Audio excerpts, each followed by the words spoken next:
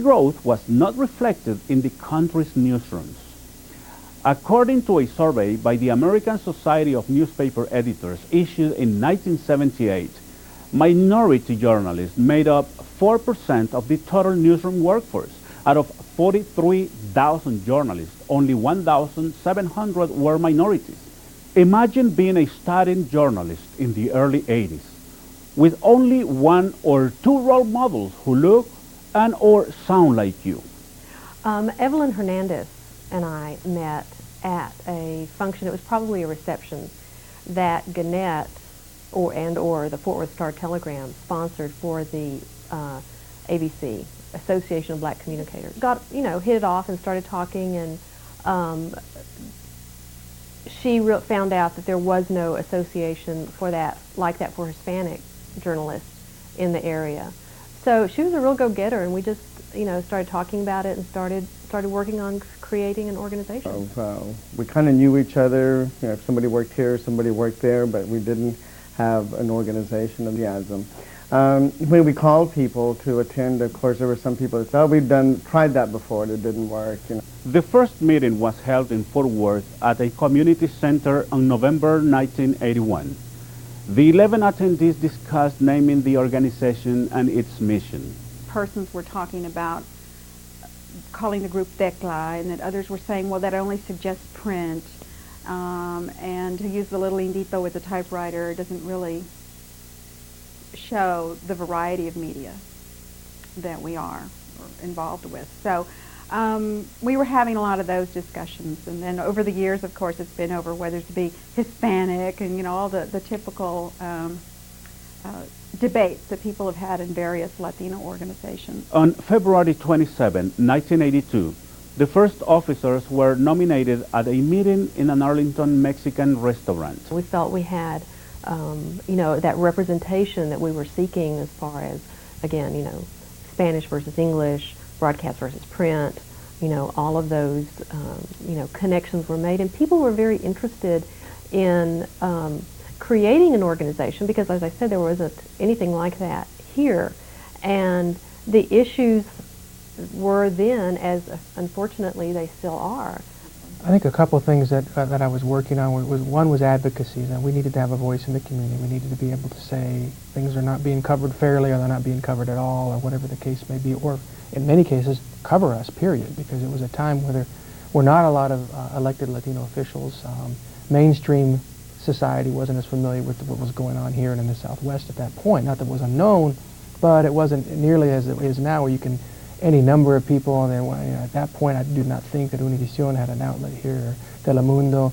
They had Spanish language radio. It was largely music. They had some news, so it was a very different environment. Interestingly enough, at that juncture too, we had a fairly healthy mix of PR people, but that sort of changed throughout the years, and we thought it was important, of course, to have both, but we were also interested in maintaining the journalistic aspect of the organization, because when we started out, there were so few of us. Thus, the Dallas-Fort Worth Network of Hispanic Communicators was founded in 1981. It became an organization comprised of working print and broadcast journalists, public relations professionals, and members of the community.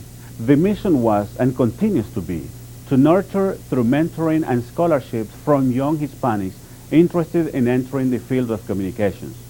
We also strive to further the employment and career opportunities of Hispanics in the news media, and provide a forum on issues important to the Hispanic community.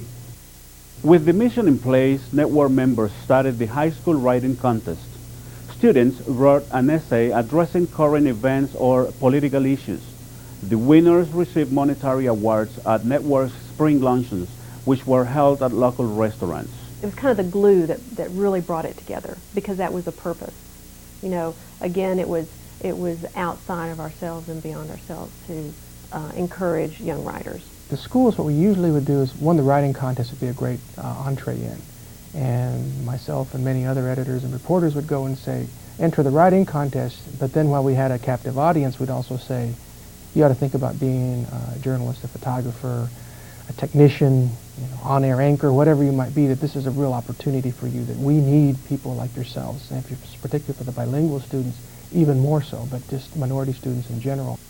The National Association of Hispanic Journalists saw this as a great model, saying, hey, this is, and I remember Maggie Rivas did a brochure, it was more than a brochure, it was a whole kit on how to do a writing contest, presented it to the NAHJ board, and it was adopted, and the NAHJ began to do this in different cities, and they continue to do so.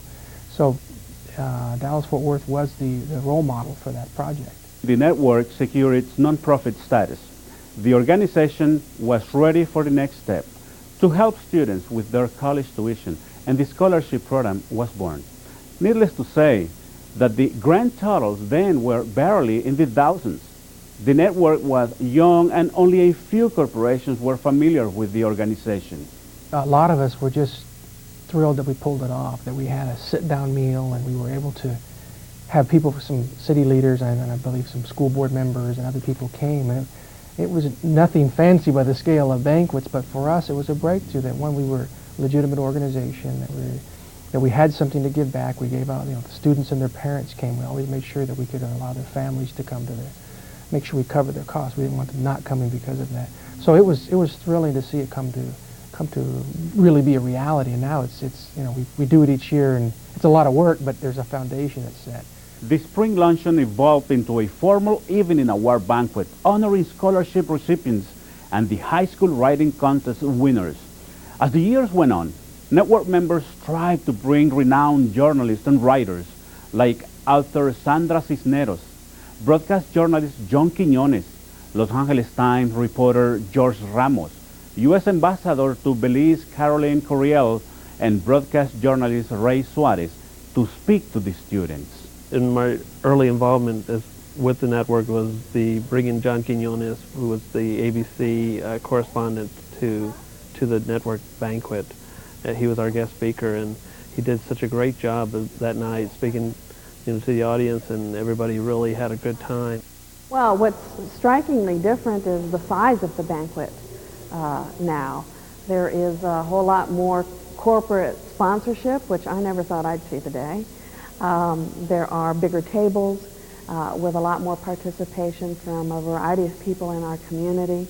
Every year, whenever, especially in this past 2000 precedent, when people come over and thank me for making their kids' dream possible, it just like, it hits me. It's like, oh wow, we're helping others. The journalism workshop was created. The workshop was developed to increase interest among students who wanted to become communications professionals. What we came away with was a feeling that there are a lot of students here who really need our help. So it was energizing. People came stoked up. They got their clips looked at. We had possible internships. People eventually got some internships out of those jobs, job fairs and some other things. So it was very exciting for us, and it continues to this day. There are more of those things happening now, which is good, but there wasn't anything really that spoke to journalism so much in the area for students who might want to pursue it. And nowadays there's so many. We got online. We're doing our workshops are doing online as well as television and print. So it's digital photography, things that we weren't dealing with 15 years ago. And I'm sure 10 years from now they'll be changed again. It's good to keep the students up, and they're coming in very savvy. They're used to looking at websites, and they're used to being able to do some things that we didn't grow up with in many cases. So. As the number of network members increased from 10 to 25 to its present day 100, communications started to take place through a monthly newsletter. In the beginning, it was a simple one-page update from the network president. Thanks to dedication from members like Gary Peña, the newsletter has grown to a magazine-style paper that includes not only the minutes from the meeting, but articles ranging from personal stories to political issues. Really started pretty meager. I remember before we even had PCs, at least I had a PC, we would type them and do a lot of cut and paste.